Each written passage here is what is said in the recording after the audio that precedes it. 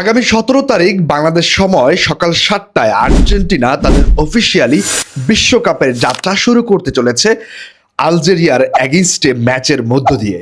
আজকের এই ভিডিওতে আমরা কথা বলার ট্রাই করব আলজেরিয়ার বিপক্ষে আর্জেন্টিনার প্ল্যান কি হতে পারে, আর্জেন্টিনার ফরমেশন কি হতে পারে, আর্জেন্টিনার স্টার্টিং 11-এ কারা থাকতে পারে।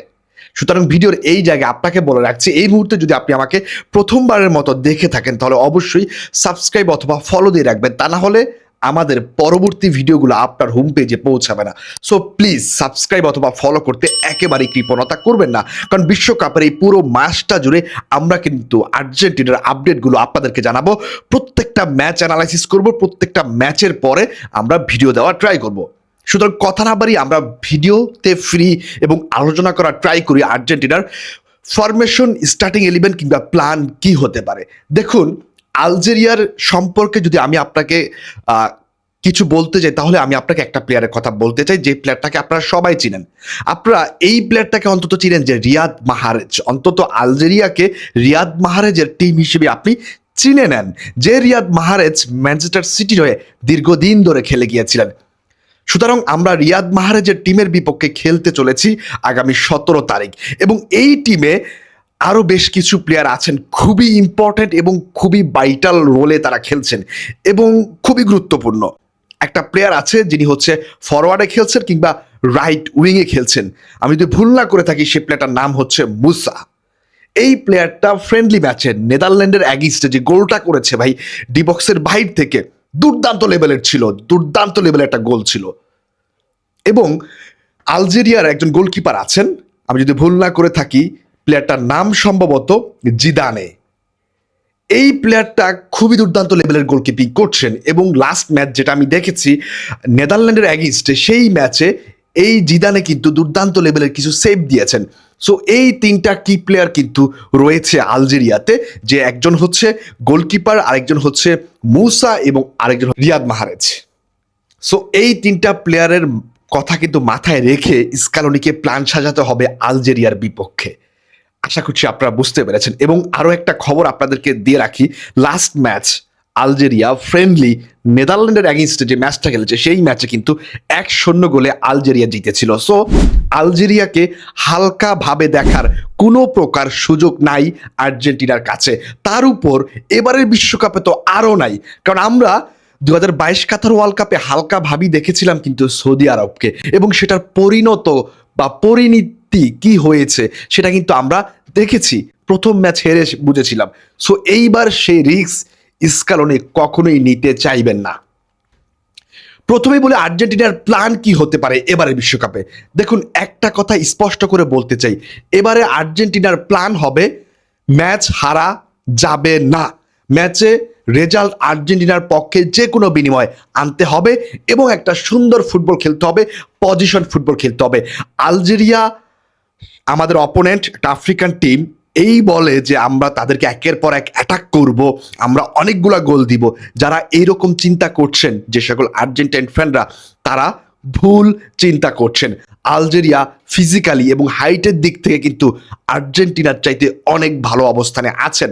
তাছাড়া তারাও কিন্তু একটা পজিশন ফুটবল খেলা ট্রাই করেন, এবং আর্জেন্টিনার অ্যাগেইনস্টে আলজেরিয়া, আমি 100% শিওর দিয়ে বলতেছি, তারা কাউন্টার অ্যাটাক ফুটবল খেলবেন। এবং এই জায়গাটাতে আমাদের কিন্তু সবচাইতে বড় একটা ভয়ের জায়গা, কারণ যখন কাউন্টার অ্যাটাকে বিপক্ষে কোনো দল খেলে, সেই দলের ডিফেন্স লাইন যদি কম্প্যাক্ট না থাকে, ভালো অবস্থানে না থাকে, ভালো ফর্মে না থাকে, তাহলে কিন্তু বড় টিমগুলো কাউন্টার অ্যাগেইনস্টের টিমের সাথে খেলে গোল খাওয়ার সম্ভাবনা থাকে। সেই জায়গাটাতে স্কালোনি অবশ্যই এমন প্লেয়ার সেট আপ করবেন স্টার্টিং 11-এ যারা কাউন্টার অ্যাটাক সামলাতে পারবেন, এবং কাউন্টার অ্যাটাকের বিপক্ষে খেলে, একটা বাসপার করা টিমের বিপক্ষে খেলে কিভাবে গোল বের করে আনা যায় সেই প্ল্যান কিন্তু স্কালোনি অবশ্যই করবেন। সুতরাং আমার কাছে মনে হয় স্কালোনির প্ল্যান থাকবে পজিশনিং ফুটবল খেলা এবং কাউন্টার অ্যাটাক আটকানো, এবং পজিশনিং ফুটবলের মাধ্যমে কিভাবে গোল বের করে আনা যায়, ম্যাচ জেতা যায়, সেই প্ল্যানটা করবেন লিওনেল স্কালোনি। এবার আসি আর্জেন্টিনার এই ম্যাচে স্টার্টিং 11 কেমন হতে পারে, এটা হচ্ছে সবচাইতে বড় প্রশ্ন। দেখুন, আলজেরিয়ার বিপক্ষে আর্জেন্টিনা কোন 11 জন নিয়ে মাঠে নামবেন, এটা যারা অন্তত রেগুলার ফুটবল খেলাটা দেখেন তারা কিন্তু অলরেডি জানেন যে কোন প্লেয়াররা থাকবেন।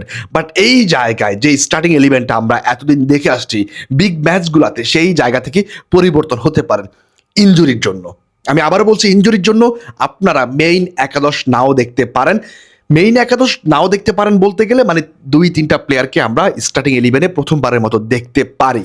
বিশ্বকাপের প্রথম ম্যাচে যদি আমি গোলকিপার পজিশন দিয়ে শুরু করি, তাহলে আমার কাছে মনে হয় আজ অবধি পর্যন্ত ইমিলিয়ানো মার্টিনেজের যে খবর আমার হাতে এসেছে কিংবা আমি পেয়েছি, আমার কাছে মনে হয় ইমিলিয়ানো মার্টিনেজ এখনো ফুললি ফিট হতে পারেননি। তিনি আজকে তা গ্লাভস পরেই ট্রেনিং করেছেন, বাট গ্লাভস খোলার সময় তিনি হাতে ব্যথা অনুভব করছিলেন। সেই জায়গাটা দেখে আমার একটু সন্দেহ রয়ে গেছে, স্কালোনি কি ইমিলিয়ানো মার্টিনেজকে একটি ম্যাচ বিশ্রাম দিবেন, এবং সে যদি বিশ্রাম দেন তাহলে আমরা হয়তো বা গোলকিপার পজিশনে মুসোকে দেখতে পারি প্রথমবারের মতো বিশ্বকাপের মঞ্চে স্টার্টিং ইলেভেনে জায়গা করে নিতে। এরপর যদি আসেন আমাদের ব্যাক লাইনে, অবশ্যই আর্জেন্টিনা 4জন ব্যাক লাইনের ফুটবলার নিয়ে মাঠে নামবেন। সেই জায়গা থেকে আমরা হয়তো প্রথম ম্যাচে আমরা মলিনাকে দেখতে পারবো রাইট ব্যাক পজিশনে, এবং রাইট সেন্টার ব্যাক পজিশনে আমরা দেখতে পারবো ক্রিস্টিয়ান রোমেরোকে, এবং আমরা লেফট